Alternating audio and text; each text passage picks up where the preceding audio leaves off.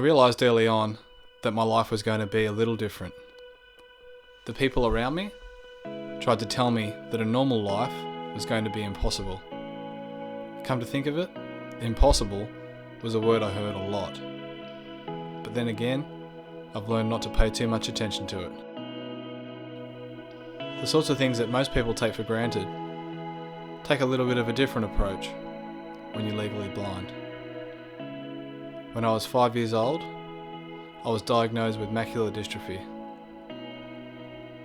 I was completely blind in my central vision, and I had lost 95% of my peripheral vision. To imagine how I see, put your fists up in front of your eyes to block out all of your central vision, and then imagine that 95% of the clarity is gone from your peripheral vision. The experts confronted my family and I with a projected outlook of my life, which would include no sport, a severely limited education, and career aspirations out of the question. We chose not to hear that so-called expert advice and decided to create our own reality. So it turns out that my world's a little bit different to your world. It turns out that my challenges are a little bit more fundamental than yours. Most people seem to think that an overly strong latte is a serious problem to their day. I'm happy just to get the cup into my hand in the first place.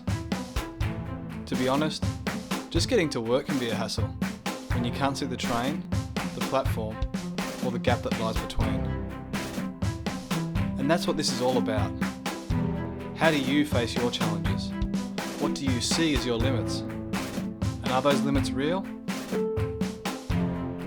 A long time ago, everyone was telling me that I'd never read, I'd never write, I'd never get through school, and I'd never get a good job. They said that my life would be lived in some type of black haze, tapping my way from corner to corner with a blind man's cane.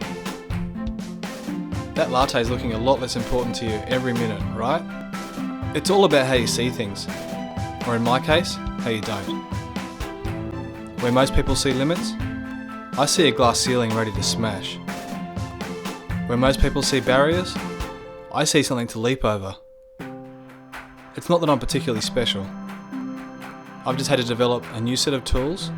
I've used that mindset and tools to learn to read, to learn to write, to get through school, and to get that job.